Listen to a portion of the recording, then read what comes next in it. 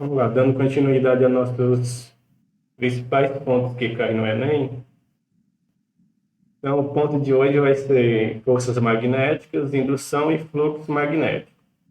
O termo magnetismo, ele tem origem da região da Ásia Menor, chamada Magnésia, onde se observaram alguns materiais que tinham a propriedade de atrair alguns outros materiais, constituídos, por exemplo, de ferro. Provavelmente você já brincou aí com o ímã, né? Para atrair ou repelir outros ímãs.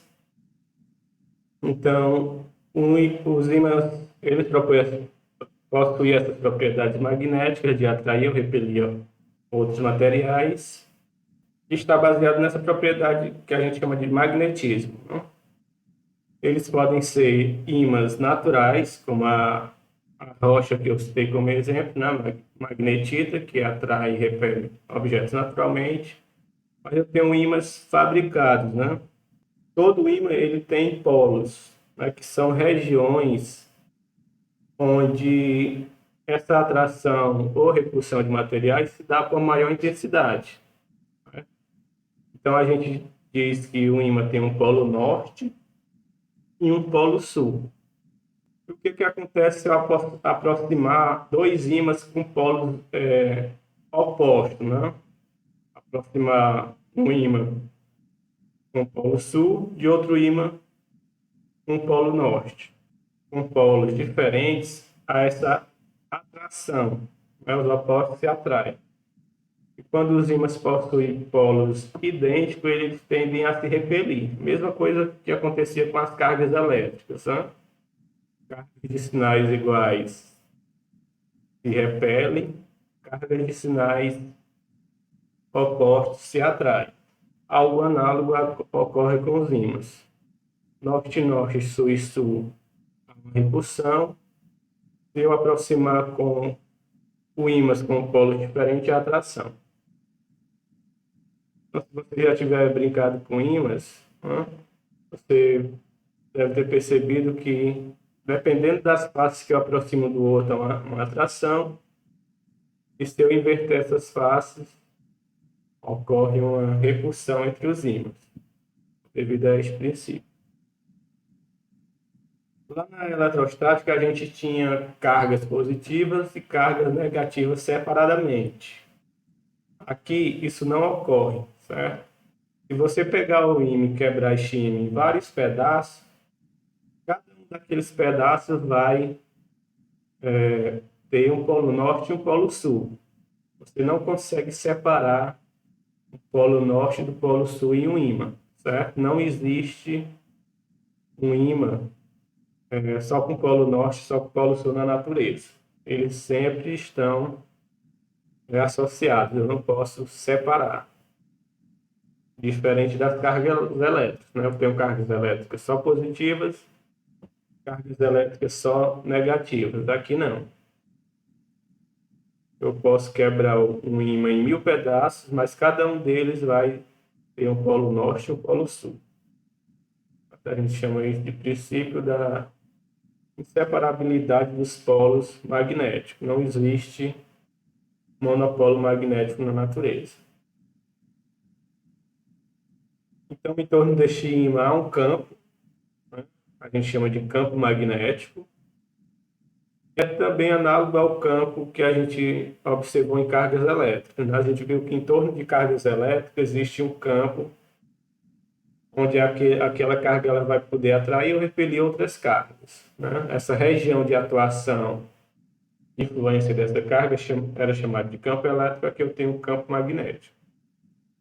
A única diferença é que não vai existir aqui o campo de um polo individual, né? Eu vou ter o campo de um dipolo magnético, né? Norte e sul. Então, aqui é o desenho das linhas de campo, né? Como fosse a atuação daquele campo ao redor do ímã. E um exemplo de um ímã natural aí que a gente conhece bastante, né? É a Terra. Então, o planeta Terra é um ímã natural, né? Ele tem um campo magnético em torno dele, e esse campo magnético é essencial para manutenção da vida aqui na Terra, né? Ele funciona como se fosse um escudo. Quando vem tempestades solares, por exemplo, este campo magnético ele desvia essas partículas carregadas que vêm em altas velocidades, né? Então ele funciona como um escudo. Não existisse este campo magnético, não existiria comunicação via internet, TV, rádio, etc. Então, assim como o campo elétrico, este campo magnético ele vai exercer influência, né, nas cargas elétricas. Então, quando uma carga elétrica passar por uma região de campo magnético, ela pode passar sem sofrer nenhuma alteração, né, desde que ela venha aqui no mesmo sentido das linhas de campo, ou se ela passa no sentido qualquer, fazendo um ângulo, né, com essa linha de campo, sem ser na mesma direção, ela vai sofrer a ação deste campo. Então, vai ocorrer ali um desvio, né, que dependendo da intensidade do campo e da intensidade e da velocidade da carga, ela pode passar somente sofrendo um desvio ou pode ficar aprisionada naquele campo magnético, né? Então, aqui tem alguns exemplos, né? Aqui ela fica presa no campo magnético, aqui ela sofre um desvio para a direita e aqui também. Então, esse campo magnético ele também vai exercer influência nas cargas que passam naquela região de campo.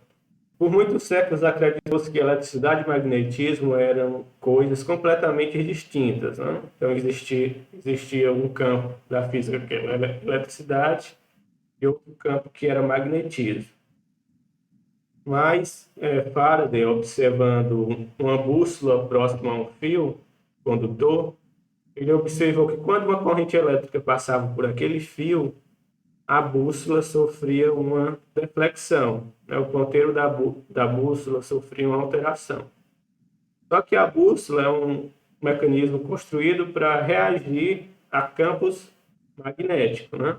Como aquela corrente elétrica estava exercendo um poder de influência nesse ponteiro dessa bússola. E, como consequência desses experimentos, observou-se que a carga elétrica em movimento ela gera campo magnético em torno. Então, carga elétrica em movimento gera um campo magnético, né? Daí se uniu a eletricidade e magnetismo. Então, em torno de um fio que passa uma corrente, gera-se um campo magnético. Aqui é a ilustração, né? Esse campo magnético ele pode girar no sentido horário ou no sentido anti-horário, dependendo do sentido da corrente, certo? Então, o campo magnético, como o campo elétrico, tem uma grandeza vetorial. Ele vai ter sentido e direção. E para determinar o sentido de direção do campo em torno de um fio, eu uso essa regrinha que é chamada regra da mão direita, né? O polegar no sentido da corrente e os meus dedos vão envolver o fio, indicando a direção do campo. Então, neste exemplo aqui, eu tenho uma corrente da esquerda para a direita, eu vou colocar um polegar, e os dedos vão indicar a direção e sentido do fio. No caso aqui, o meu campo magnético vai contornar este fio no sentido anti-horário. A intensidade, né? Como eu encontro a intensidade deste campo magnético, vai variar de acordo com o meu sistema, né? Para um fio retilíneo condutor, eu uso essa expressão aqui para encontrar a intensidade do campo, mas isso vai mudar caso eu tenha uma configuração diferente. Ao invés de um fio, eu posso ter uma espira, né? Que seria um círculo feito por este material condutor. O campo já vai ser diferente. Essa expressão para o campo de uma espira. Se essa espira tiver N voltas, eu tenho que multiplicar essa expressão pelo número de voltas que tem as espiras, né? Essas voltas forem sobrepostas, né? Eu tenho uma espira sobre a outra. Eu posso também ter um solenoide, que é um solenoide, é como se fosse uma mola, né? Eu tenho um conjunto de espirais, só que ela tem um espaçamento entre uma volta e outra. Tá? Então a gente chama este material de solenoide e a intensidade do campo magnético é dada por essa expressão. A gente viu que quando a carga passa pelo campo, ela sofre um desvio, né? Pode sofrer um desvio. E este desvio vai depender de quê? Se a partícula está mudando a trajetória, é porque está havendo uma força resultante sobre ela. Então, para aquela partícula mudar de trajetória, tem que ter uma força resultante atuando sobre aquela partícula, desviando ela para a esquerda ou para a direita. Então, essa força magnética ela vai depender do módulo dessa carga, da velocidade com que ela vai entrar no campo, da intensidade deste campo magnético e do ângulo formado entre este vetor velocidade e o campo magnético. Tá? Então, essa é a expressão para a força magnética, EVB seno de θ, onde a gente pode ver aqui que vai ter alguns casos em que a força vai ser zero. Né? Por exemplo, se ela entrar com um ângulo de 0 graus, ou seja, esse exemplo aqui, ó, aqui ela está entrando com um ângulo de 0 graus. O campo e a velocidade da partícula têm a mesma direção. Então, 0 graus, seno de 0 é 0. Então, não vai existir força magnética aqui. É por isso que ela passa pelo campo magnético como se não tivesse sem sofrer nenhuma ação daquele campo. Ela vai continuar o seu trajeto sem mudança na trajetória. Uma coisa se ela viesse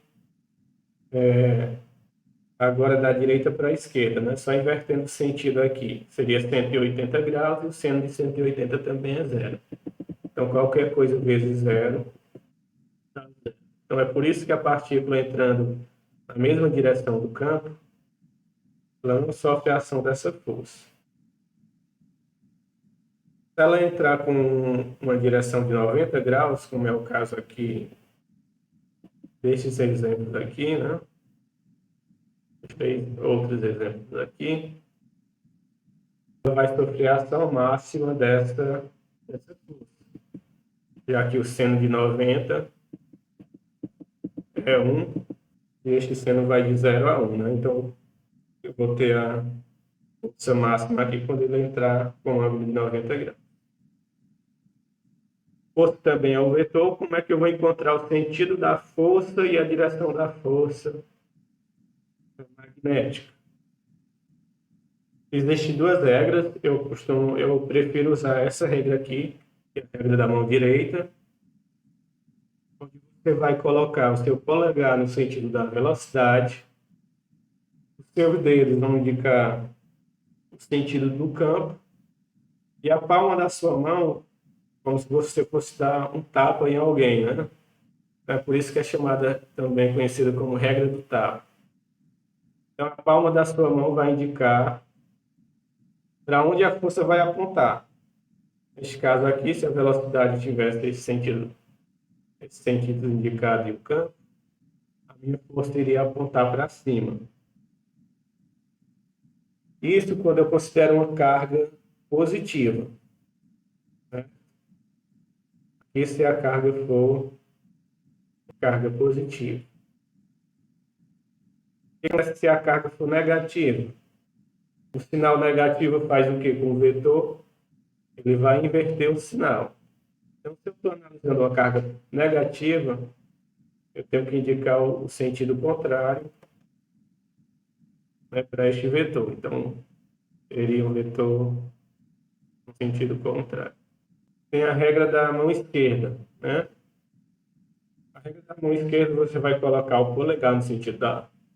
O polegar vai indicar o sentido da força. O indicador você aponta na direção do campo.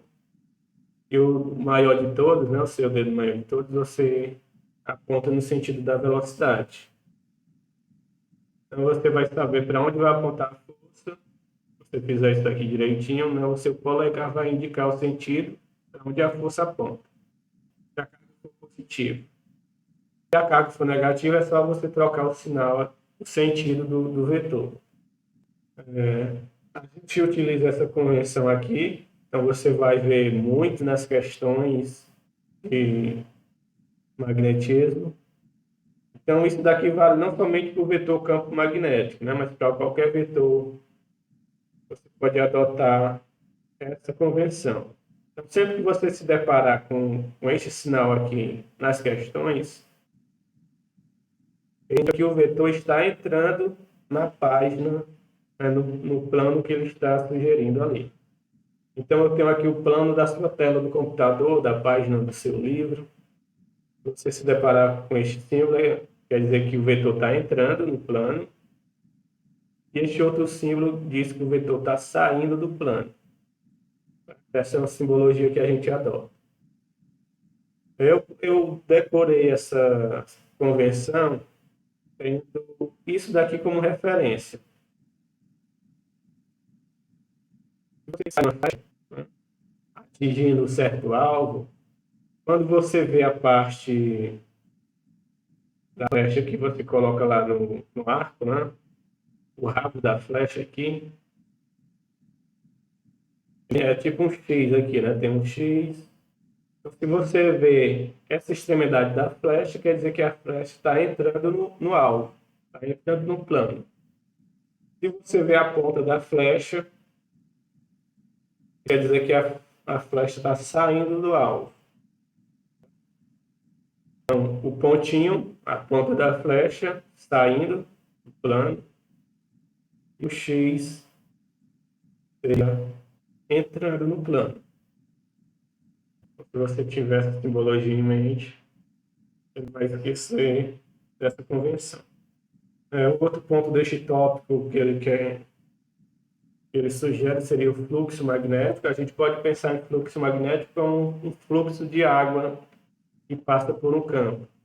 Seria o fluxo magnético, né? Se eu pegar uma certa região, né, uma área, e observar fluxo de linhas de campo que passa pelaquela área, isso é chamado de fluxo magnético. É como se, fazendo uma analogia aqui com a água que flui pelo cano, né? Então, teria um fluido de água que eu tenho um fluido no meu campo magnético. Este fluxo vai depender dessa área, né? Quanto maior essa área, mais linhas de campo ela vai envolver, então maior vai ser o fluxo. Quanto mais intenso é o campo, mais concentrada essas linhas de campo, então também maior vai ser o fluxo. E vai depender da direção dessas linhas de campo com a normal à superfície, né?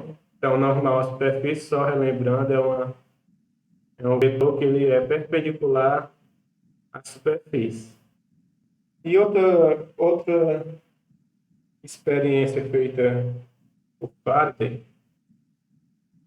foi, ele notou que ao aproximar um ímã de uma espira, surgiu uma corrente induzida naquela espira, ele aproximando o polo norte, aquela corrente girava no sentido, e quando ele afastava do mesmo polo, ela girava no sentido contrário, né? Então, na aproximação, eu tinha um sentido para a corrente, no afastamento, esse sentido se invertia. Então, o que está mudando aqui? Quando eu aproximo e afasto este ímã dessa espira, eu estou fazendo com que este fluxo, né, essa quantidade de linhas de campo, vamos pensar assim, que atravessa essa espira, sofre uma variação. Então, essa variação do fluxo magnético está fazendo com que uma corrente induzida surja naquela espira. A corrente induzida também vai gerar um campo, né? A gente vê que carga de desenvolvimento gera um campo. E este campo se opõe às linhas de campo do ímã. Então, a gente pode pensar como se fosse na mola. A mola ocorre algo parecido, né?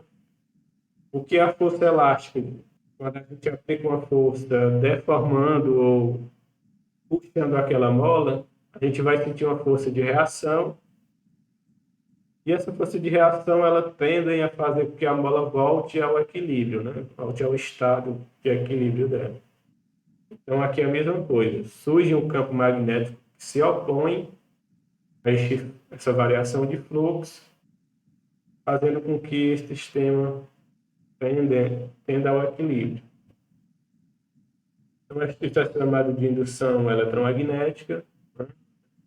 E aqui tem uma ilustraçãozinha mostrando que quando eu aproximo um ímã de uma espira, gera-se uma corrente. Quando eu afasto, essa corrente inverte o sentido. Então, essa corrente ela é induzida pela essa variação de fluxo, né? Por isso que chama indução eletromagnética. E para existir uma corrente, tem que existir uma tensão, né? A gente viu que o que gera esse movimento ordenado de elétrons é uma DDP, uma diferença de potencial. Então, essa tensão é a força eletromotriz. Essa força eletromotriz ela é dada pela essa variação do fluxo pelo tempo. Então, eu vejo o quanto variou o fluxo, dividido pelo tempo dessa variação. Então, isso permite concluir que a variação de um campo elétrico gera um campo magnético e a variação do campo magnético gera um campo elétrico. Daí a gente entende agora por que uma onda eletromagnética ela é tipo autossustentável, né? Ela se propaga no espaço através de variação de campos elétricos e magnéticos variáveis no tempo. Então, vamos lá para as perguntas. Suponha que uma carga elétrica de 4 microcoulombs, tem um valor da carga aqui, 4 vezes 10 a menos 6. De micro é 10 a menos 6, né? Prefixo. Seja lançado em um campo magnético uniforme de 8 Tesla. Então, o campo magnético, que a gente chamou de B, é 8 Tesla. Então, a unidade de campo magnético, eu não comentei lá, né? No resumo, né? Ela deu em homenagem a Nikola Tesla, né? Sendo de 60 graus o ângulo formado entre a velocidade e o campo. Então, tenho aqui o valor daquele θ, que é o ângulo entre a velocidade e o campo. Ele quer saber qual é a força magnética que atua sobre a carga, supondo que a mesma foi lançada com velocidade igual a 5 vezes 10 elevado a 3 metros por segundo. A velocidade 5 vezes 10 elevado a 3 metros por segundo. Então, vamos substituir. Então, a força magnética ela é dada pelo módulo da carga, velocidade, intensidade do campo, o seno do ângulo entre velocidade e o campo magnético. Agora é só substituir, né? A força magnética, que é o que ele quer saber. A carga, 4 vezes 10 a menos 6. A velocidade, 5 vezes 10 elevado a 3. Intensidade do campo, 8 Tesla. E o seno do ângulo entre a velocidade e o campo. Então, ele diz que este ângulo é 60 graus. Então, vamos lá, substituindo, eu tenho 4 vezes 5 dá 20, né? 20 vezes 8, 2 vezes 8, 16, 160. Potência, repete a base e soma aqui os expoentes. Então, dá menos 3. Com 3 positivo, sobra menos 3. E o seno de 60? O seno de 60 é raiz de 3 sobre 2, né? Então, vamos lá. Simplificando aqui, 160 eu posso dividir por 2. Eu tenho que essa força magnética vai ser 80. E raiz de 3 vamos aproximar, né? Raiz de 3 é aproximadamente 1,73, né? Vezes 10 a menos 3. Então, quanto é que dá essa multiplicação aqui? 80 vezes 1,73.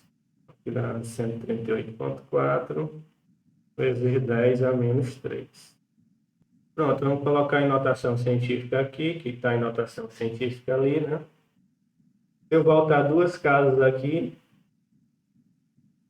para deixar em notação científica, tem que ser maior do que 1 e menor que 10, então vai ficar 1,30384. Voltei duas casas, vou somar 2 ali no expoente, né? Então vai ficar só menos 1. Então, isso daqui é o valor da minha força magnética. Intensidade da força magnética, 1,384 vezes 10 a menos 1. O que é aproximadamente o que a gente tem no item D, né? Então, o valor aproximado da força magnética, 1,4 vezes 10 a menos 1 newton. Próxima questão. Imagine que 0,12 newton, então, temos aqui a força, 0,12 newton, seja a força que atua sobre uma carga elétrica com carga 6 microcoulomb. Então, temos aqui o valor da carga. É lançado em uma região de campo magnético.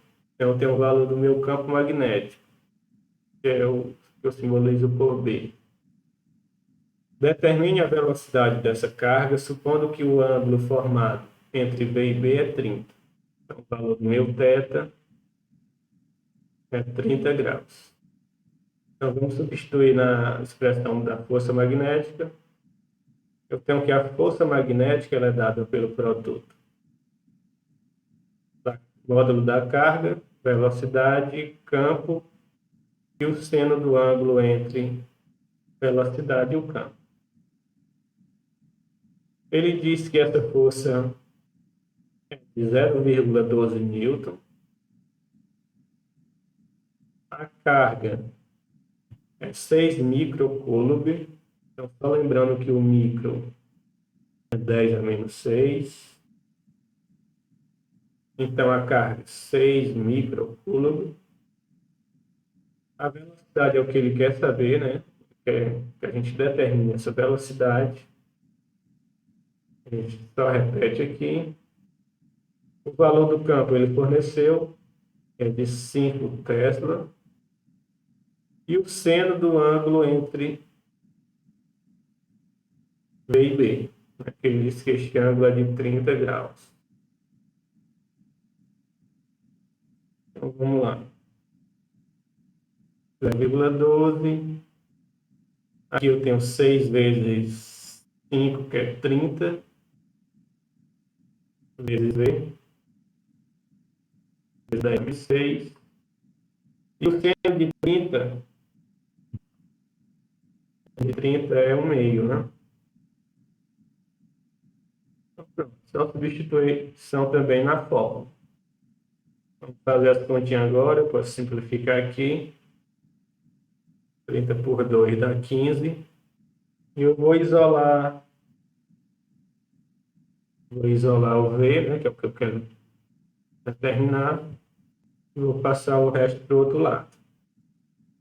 Então, está multiplicando ali o V, vai passar dividindo.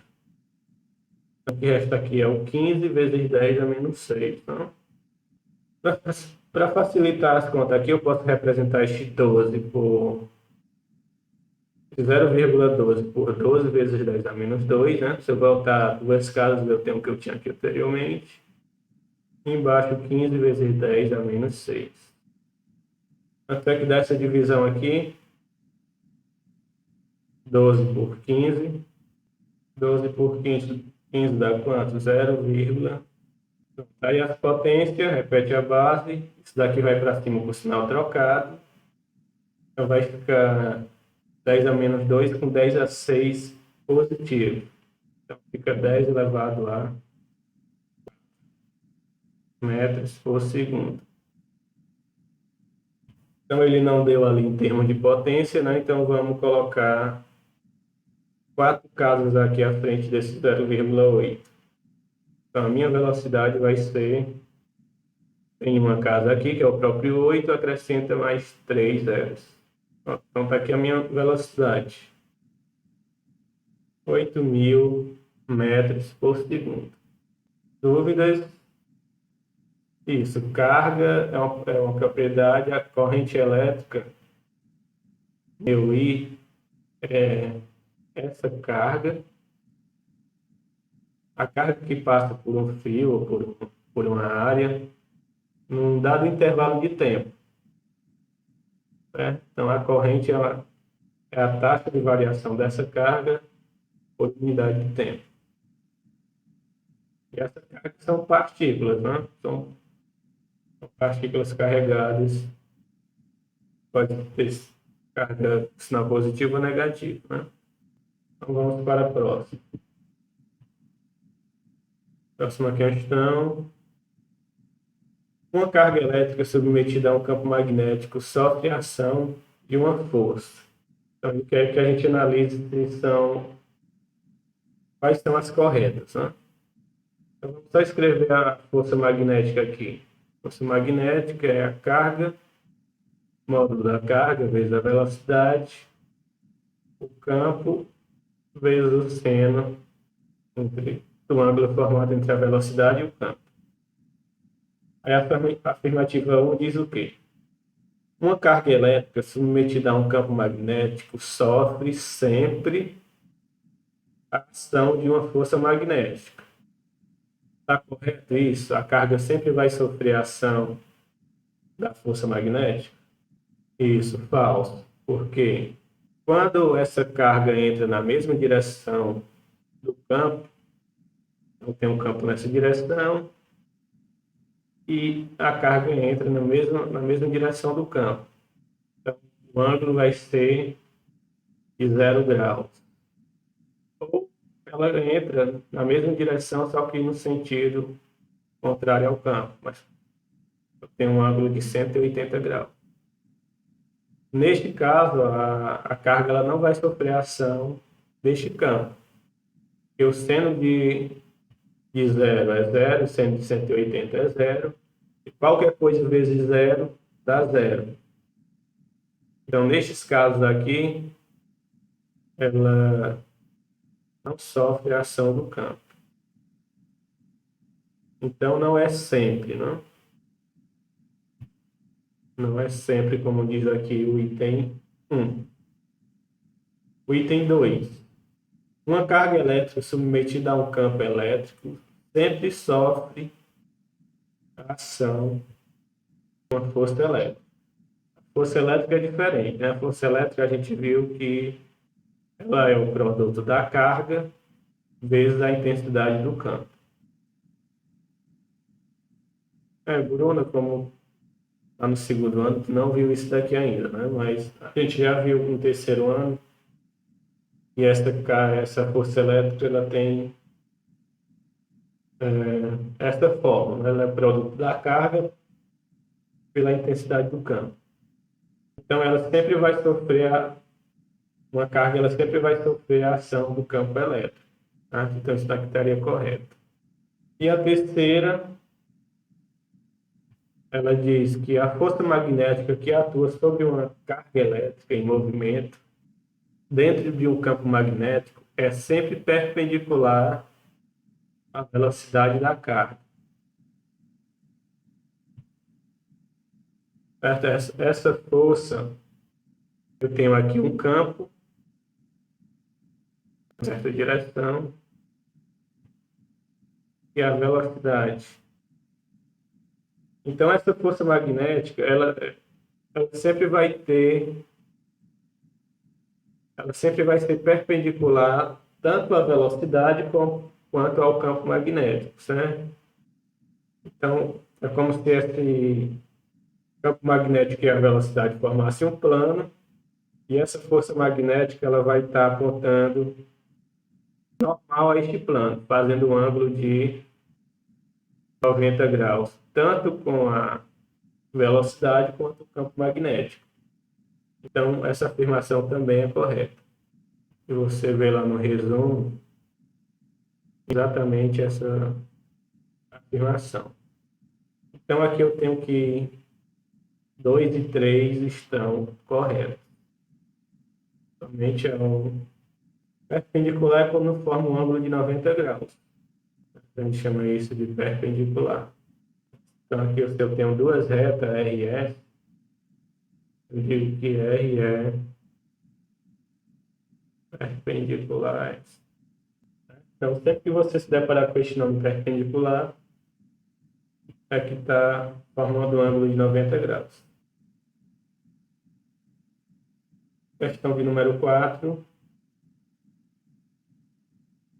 Um elétron no tubo de raios catódicos está se movimentando paralelamente ao eixo do tubo, com velocidade de 107 metros por segundo.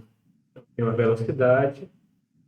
Aplicando-se um campo de indução magnética de 2 Tesla, o valor do campo, paralelo ao eixo, um elétron no tubo de raios catódicos está se movimentando paralelo ao eixo. Então, aqui eu tenho um tubo catódico,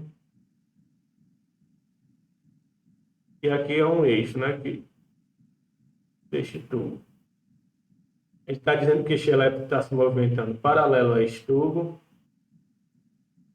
Então, está aqui ele se movendo, né, nessa direção, paralelo ao eixo, com velocidade de 107 metros por segundo. E aplica-se um campo de indução magnética de 2 Tesla paralelo ao eixo do tubo. Então, o campo magnético também vai ser paralelo ao eixo do tubo. Este é o meu campo, certo? Ele quer saber qual é a força magnética que atua sobre o elétron. Então, vamos lá, qual vai ser a força magnética aqui que vai atuar sobre o elétron? Tem que fazer conta. Ó, a velocidade da partícula e o campo estão na mesma direção. Então, é aquele caso particular, né? Preciso fazer conta aqui. A força magnética vai ser zero. Porque V e B formam um ângulo de 0 grau. E o seno de 0 graus é zero. Então, como na minha fórmula da força magnética eu tenho o seno do ângulo entre V e B, isso daqui vai dar zero, qualquer coisa vezes zero é zero. Então, não precisa fazer conta aqui. Sempre que a velocidade estiver na mesma direção do campo, né, essa força magnética vai ser zero, não vai existir força atuando sobre aquela carga. Certo? Então, se você fosse perder tempo fazendo conta, ia chegar à mesma conclusão. Questão de número 5. Uma partícula cuja razão, carga, massa, é igual a 1 vezes 10 elevado a 12 kg por coulomb. Então, a razão entre a carga e a massa. Razão é divisão, né? Então, ele está dizendo aqui que a massa dividido pela carga tem este valor de 1 vezes 10 a menos 12 kg por coulomb. Penetra em um acelerador de partículas com velocidade igual a 2,5 vezes 10 elevado a 6. Então, aqui a velocidade, essa velocidade, 2,5 vezes 10 elevado a 6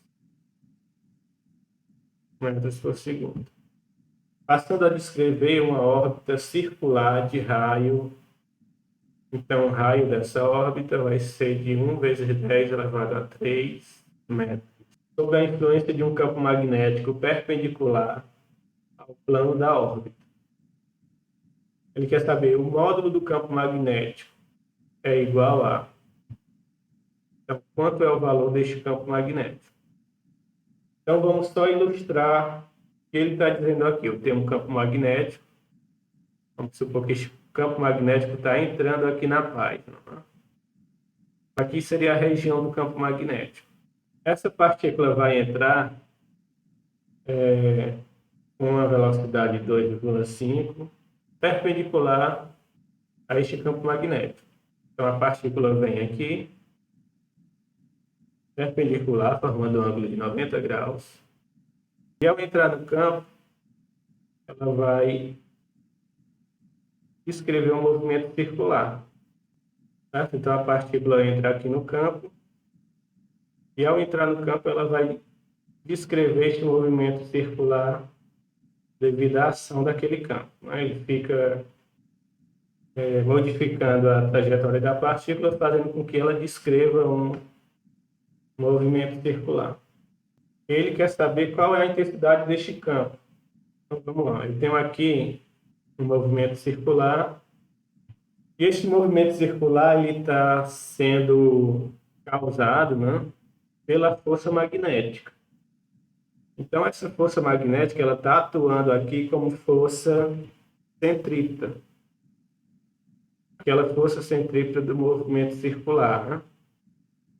É a força que aponta sempre para o centro, tendo aquele objeto em uma órbita circular.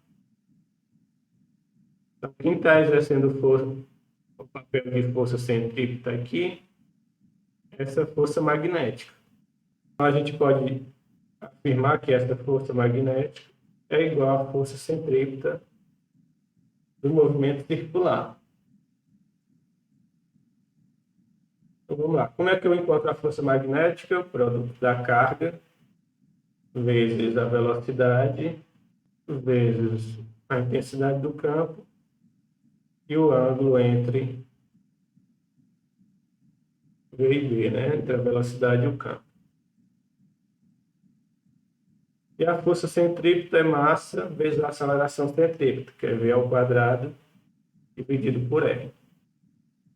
Certo? Lá do primeiro ano, quando você estudou o movimento circular, você viu essa força centrípeta, né? Que é massa vezes a aceleração centrípeta.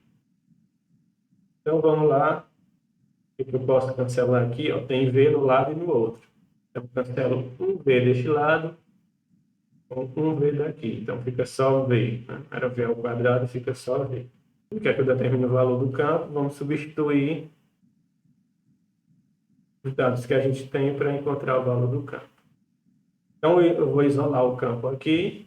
Se estiver multiplicando, eu passo para o outro lado dividindo. Então, vamos lá aqui. Quanto é o ângulo aqui entre o campo magnético e a velocidade? Ele disse que é perpendicular, né? Perpendicular é o ângulo de 90 graus. Então, seno de 90 é 1. Aqui, eu troco esse seno de 90 por 1. Então, o que eu tenho aqui? Eu tenho a carga vezes o campo. Isso daqui é 1, eu posso colocar ou não. E aqui no outro lado ficou massa, velocidade e o raio. Então, a gente quer o B, vamos passar a carga para o outro lado. Então, o B vai ser massa, velocidade. Embaixo ficou carga vezes o raio. Aí, vamos substituir o que ele dá. Ele não dá a massa nem a carga, né? Mas ele dá essa divisão aqui. Massa dividido pela carga, ele diz que é quanto? Massa pela carga, 1 vezes 10 elevado a 12. Então, eu vou trocar este massa pela carga por 1 vezes 10 elevado a 12. É 12 ou é menos 12? Menos 12, né? A velocidade ele dá, que é 2,5 vezes 10 elevado a 6. E o raio é de 1 vezes 10 elevado a 3 metros. Então, isso é que a gente não teve que ter. Tudo está no sistema internacional, né? Quilograma, coulomb, metro, segundo. Tem que observar em outras questões se as unidades padrões também. Aqui todas estavam, então não precisou a gente fazer nenhuma mudança. Então agora aqui é só fazer as continhas, né? Não tem nenhuma conta. 1 vezes 2,5, 2,5 dividido por 1 dá 2,5, e é só juntar as potências todas em uma única base, né? Então vou repetir a base, menos 12, um 6 positivo dá menos 6, e este 3 vai para cima negativo, né? Então dá menos 9. Unidade de campo é o Tesla. Então, está aqui o valor da intensidade do nosso campo. 2,5 vezes 10 a menos 9. Tesla. Item B. Então, vamos para a próxima. Vamos lá, continuando. Uma partícula com carga Q e massa M move-se ao longo de uma reta com velocidade v constante. Então, a velocidade ela não vai mudar, né? O que significa uma velocidade constante? A partícula vai descrever um movimento retilíneo uniforme, sem mudar essa velocidade nem a sua trajetória. Porque se ele mudar a trajetória, não vou ter essa velocidade constante, né? A velocidade vetorial vai ser constante. Então, ele entra numa região onde estão presentes um campo elétrico. Então, tem um campo elétrico de 500 volts por metro, um campo de indução magnética. Este campo tem 0,1 Tesla. Sabe-se que ambos os campos e a direção de movimento da partícula são mutuamente perpendiculares. Então, tanto o campo elétrico como o campo magnético, eles são mutuamente perpendiculares à direção do movimento da partícula, né? Então, forma aquele ângulo de 90 graus. Ele quer saber qual é a velocidade da partícula. Então, qual é a velocidade? Então, se não está havendo mudança na velocidade, o que isso quer dizer? Que não existe força resultante. Isso, a primeira lei de Newton, né, diz que um corpo manter um estado ou repouso ou movimento com velocidade constante, isso só ocorre se não houver força resultante atuando sobre ele. Então, essa força que atua sobre o corpo, a força resultante, tem que ser zero. Tem que ser nula. Senão, eu não posso ter um movimento com velocidade constante, né? Um movimento retilíneo uniforme. Porque quando eu tenho essa força resultante diferente de zero, eu tenho uma aceleração, segundo a lei de Newton, né? Força é igual a massa vezes a aceleração. Essa força resultante é o produto da massa vezes a aceleração. Então, quando eu não tenho aceleração, é porque a velocidade é constante, eu tenho um movimento retilíneo uniforme. Então, o que isso quer dizer? A partícula está entrando numa região que tem campo elétrico e magnético. Tanto o campo elétrico quanto o campo magnético exercem uma força sobre a partícula. Então, para essa força ser zero, essa força magnética tem que ser igual à força elétrica. Uma anula a outra. Então, eu tenho uma força resultante nula. Vamos substituir as expressões para força magnética e força elétrica. Força magnética, a gente viu que é o produto da carga, velocidade, campo, vezes o seno do ângulo entre V e B. E neste caso é 90 graus. Né? Diz que é perpendicular a ambos os campos. Então, isso daqui é 1. Esse seno de θ é 1. E a força elétrica é simplesmente o produto da carga vezes o campo. Então, posso cancelar aqui, ó. a carga que tem em ambos os lados da igualdade, e eu tenho que essa velocidade vezes o campo magnético é igual ao campo elétrico. Eu quero a velocidade, né? Então, eu vou passar o campo para o outro lado dividindo. A velocidade vai ser simplesmente o campo elétrico, que ele deu o valor que é de 500, dividido pelo campo magnético, que é de 0,1.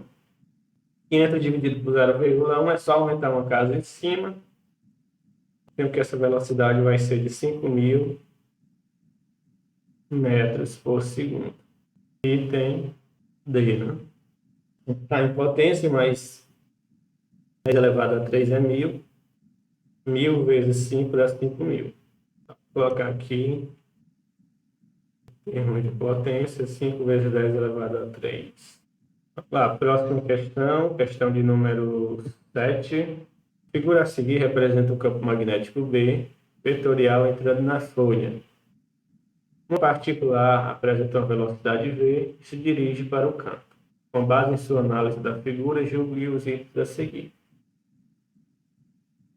Primeiro item. Se A estiver carregado positivamente, sua trajetória será desviada para cima, ao atravessar o campo. Então, aqui a gente tem que usar a regra do tapa, ou regra da mão esquerda, né? Vamos usar a regra do tapa. O polegar no sentido da velocidade.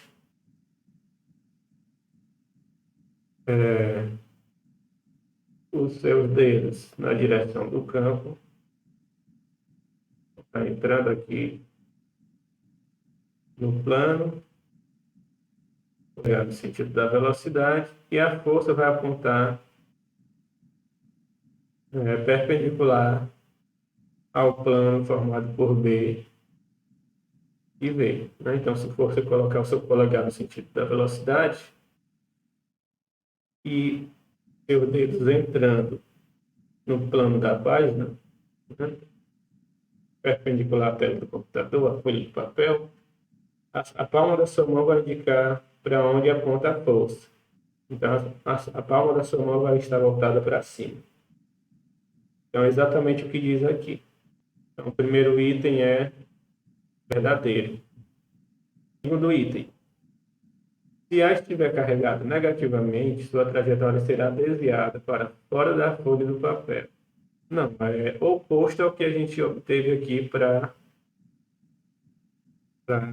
carga positiva. Então, a gente viu que a carga positiva ela vai apontar para cima. Se a carga for negativa, este vetor muda de sentido. Então, para a carga negativa, ela seria desviada para baixo e não para fora da folha. Certo? Então, o item 2 está incorreto. Terceiro, independente da sua carga, sua trajetória não será desviada ao atravessar o campo.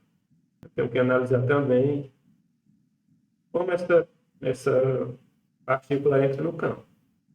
Se ela entrar na mesma direção do campo, ela não vai ser desviada, mas se ela entrar no sentido diferente ao do campo, ela vai sofrer a ação da força magnética.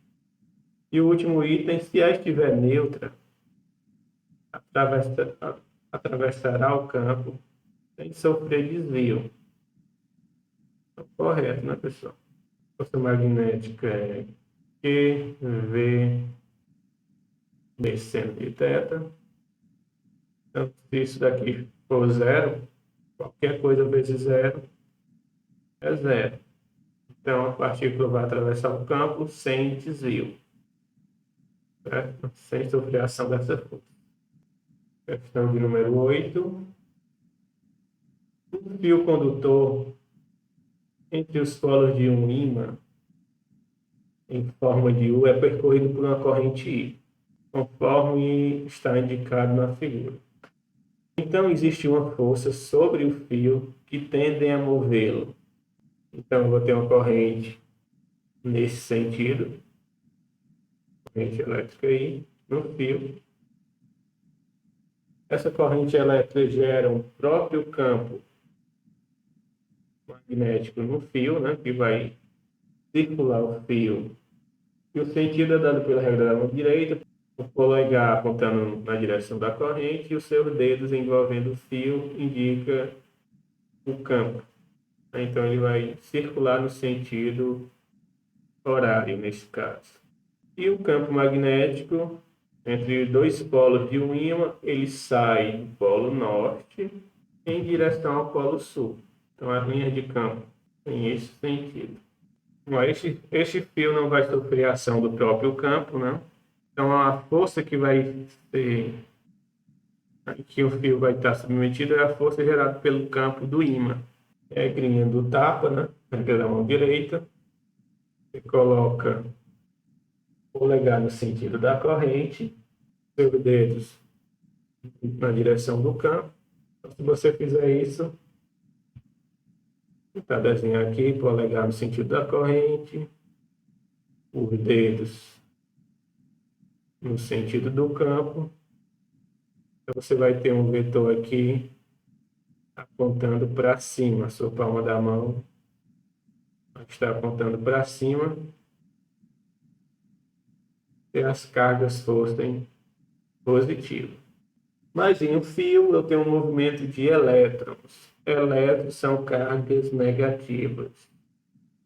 Então, este fio vai estar sujeito a uma força magnética que vai apontar para baixo. É contrário ao das cargas positivas. Então, na direção da corrente? Não. Para fora do ímã?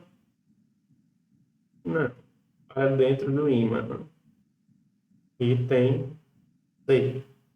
Tender para perto do polo sul? Não. Nem para perto do polo norte. Então, essa força vai apontar para dentro do ímã. Próxima questão, questão de número 9. Determine o fluxo magnético em Weber sobre uma esfera quadrada de lado 20 centímetros. Então, tem uma esfera quadrada de raio de lado 20 centímetros. Está sob a influência de um campo magnético perpendicular à reta normal. Então, o ângulo entre a normal e o campo é de 90 graus. E este campo tem intensidade de 100 Tesla. Então, quer que a gente encontre o fluxo. Então, a gente viu que o fluxo magnético ele é dado pela intensidade do campo vezes a área em que aquele campo está penetrando, não? Fluindo, vezes o cosseno do ângulo entre a normal, aquela área, aquela região, e o campo. Ele está afirmando que é de 90 graus. Então, cosseno de 90 é zero. Qualquer coisa vezes zero é zero. Então, o fluxo magnético aqui vai ser de zero. Então, vamos para a próxima. Uma espira circular de raio 0,2 metros. Raio da espira, 0,2 metros. Sob a influência de um campo magnético de módulo 5 Tesla. Então, o valor do meu B, 5 Tesla. Determine o fluxo magnético sobre a espira, considerando que o ângulo entre o vetor campo magnético e a reta normal, o plano dessa espira, seja 60 graus. Então, o ângulo entre a normal e o campo, 60 graus.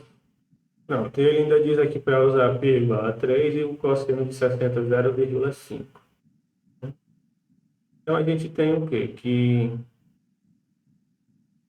o fluxo magnético ele é dado pela intensidade do campo vezes a área vezes o cosseno do ângulo entre o campo e a normal, a superfície. Vamos lá, substituindo. Eu não sei o valor do fluxo. Então, o fluxo é o que ele quer saber. Repetir.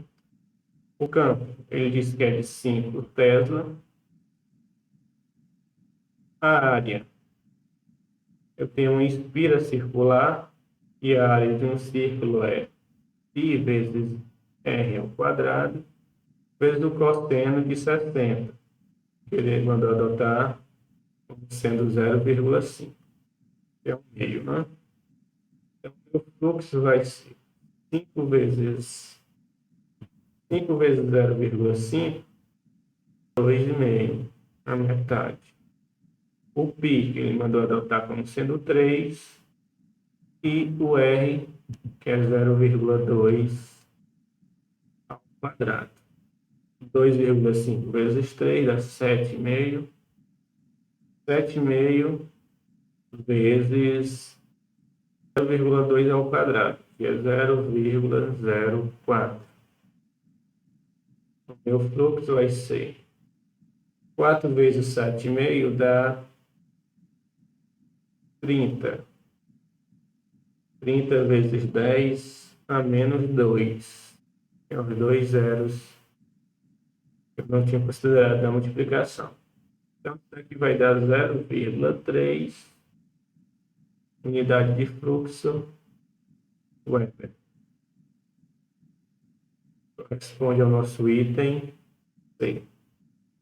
Próxima. Vamos lá, questão de número 11. Uma bombina formada por 5 espiras, então o número de espiras igual a 5, possui um raio igual a 3 centímetros. Raio da espira, 3 centímetros.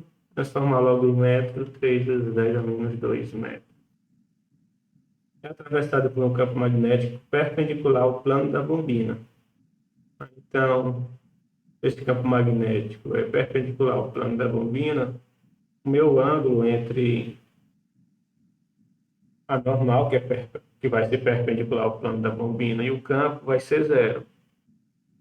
Porque tanto a normal quanto o campo vão ser perpendiculares à bombina.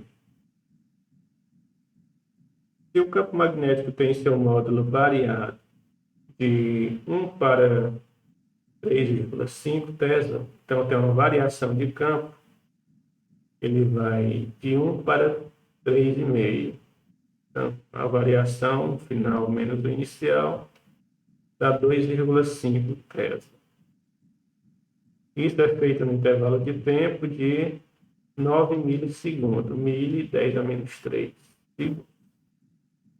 É correto afirmar que a força eletromotriz induzida, então a gente quer saber o valor da força eletromotriz induzida, em média, é igual a.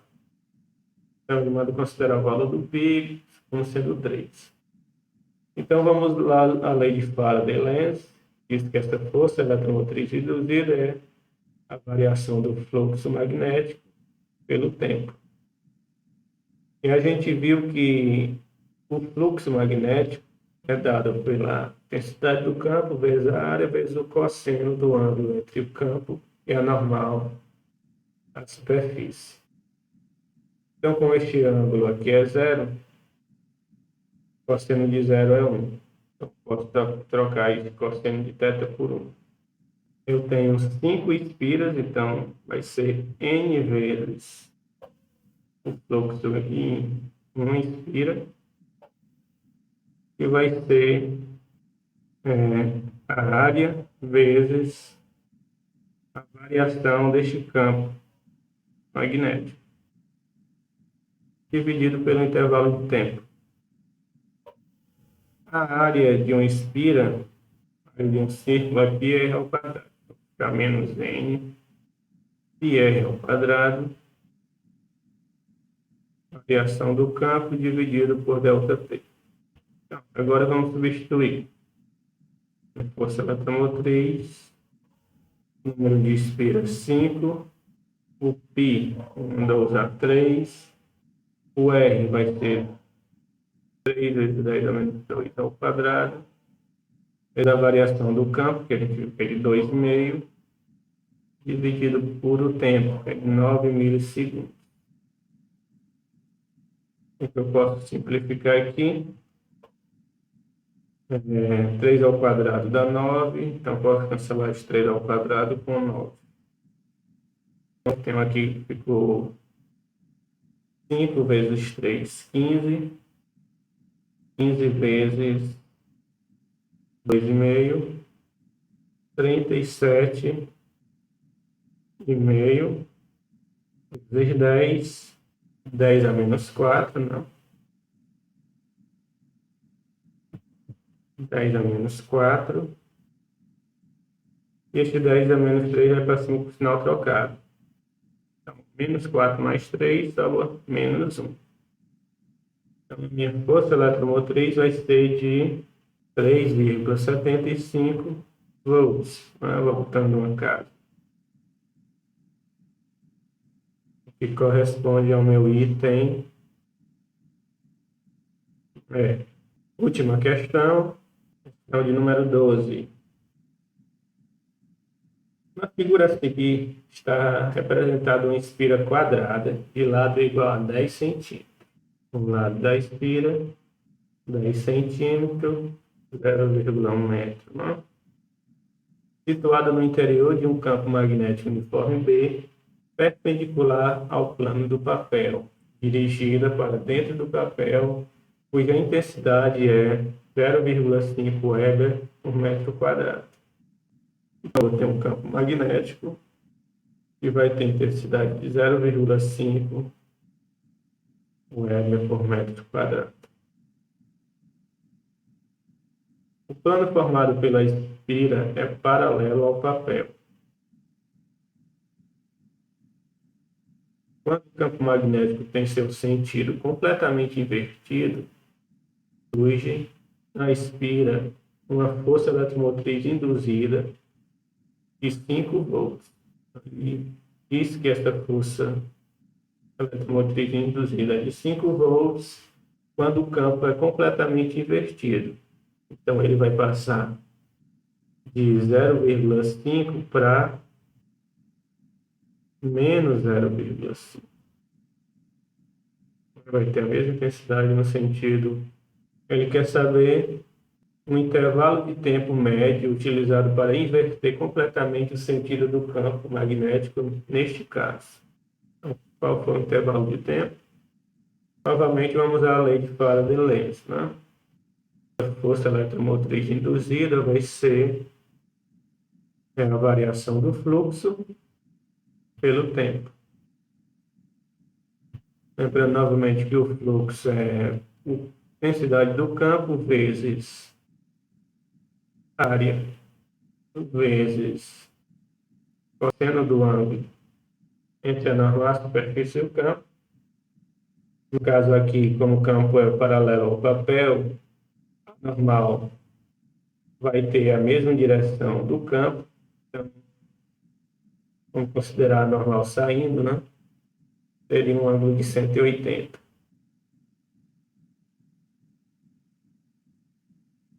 Certo? Então, cosseno de 180 é 1. Então, eu posso trocar esse termo aqui por 1. A área não vai mudar. E o que vai variar é só o meu campo. Então, a variação do fluxo vai ser a área vezes a variação do campo, dividido pelo tempo. Então, a minha força eletromotriz reduzida, a área, vezes o quadrado, vezes L, então dá 0,1 ao quadrado, não? Vezes a variação final, é menos 5, menos 0,5, menos o inicial, que é 0,5, dividido pelo tempo, que é o que ele quer saber.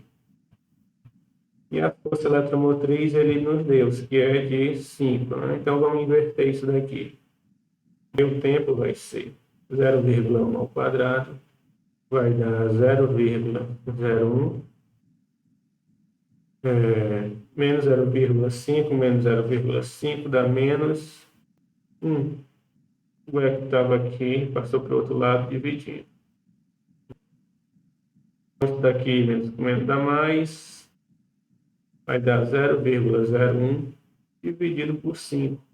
Então, 0,01 dividido por 5 vai dar 0,002 segundos. Em notação científica, o T vai ser 2 vezes 10 elevado a menos 3 segundos. 2 milissegundos. Corresponde ao nosso item 100. Então é isso, pessoal. Chegamos ao final do nosso exercício do ponto 8 para o Enem. Dúvida que tenham, entrem em contato, procurem fazer essas questões e até o nosso próximo encontro.